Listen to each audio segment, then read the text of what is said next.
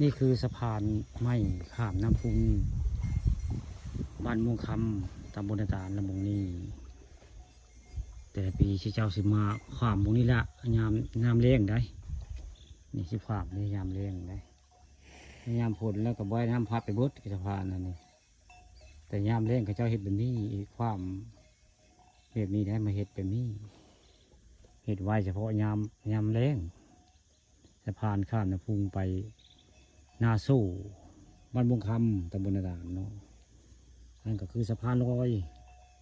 สะพานสลิง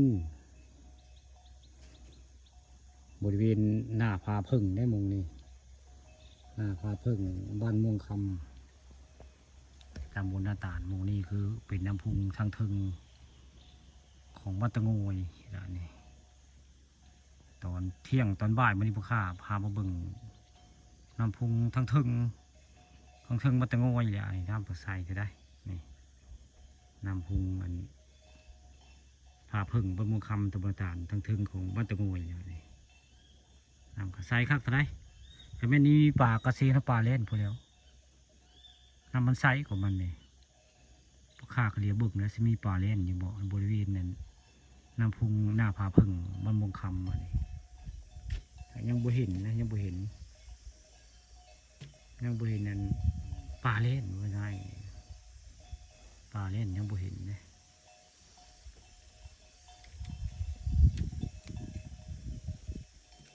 น้ำพุงกับผู้ได้ลงใต้เลยลงใต้เพื่อน้ำเลยลงใต้เพื่ออันนี้คือทางถึงทางบุคคลถ่ายทำคือทางถึงนี่ก็เป็นสะพานแต่มุ่งข้ามประเทศสะพานไม้ข้ามเฉพาะหน้าเลี้ยงมันหน้าผลมากกับน้ำกติพัดไปน้ำพัดไปแล้วไปแล้วก็เจ้าก็ไปขึ้นสะพานสลิงไปแล้วความปลายพนาสะพานสลิงมันกุกเดือสองภาคได้มัดจะกุกเดือคู่ภาคแต่ละภาคก็เจ้าเห็นไว้สะพานนั้นภาคไปหน้าสู่แถมม่วงคำน้ำก็ใส่ไปตาอาบก็ได้น้ำนี่ห้อนทะเลมันเด็กก็เด็ดปะนี่เขาไม่แน่มีคู่มาเสียอาบอยู่วันนี้ลงมุขคนบริมาณนะวันนี้เพื่อนบ่ว่างวันนี้เพื่อนว่าเพื่อนบ่ว่างส่วนเพื่อนอยู่ได้เพื่อนบ่ว่างเพื่อนว่าวันนี้เพื่อนก็เลยบริมาณข่าเนาะมาถ่ายทำมันเรื่องสะพานข้ามไปหน้าสู่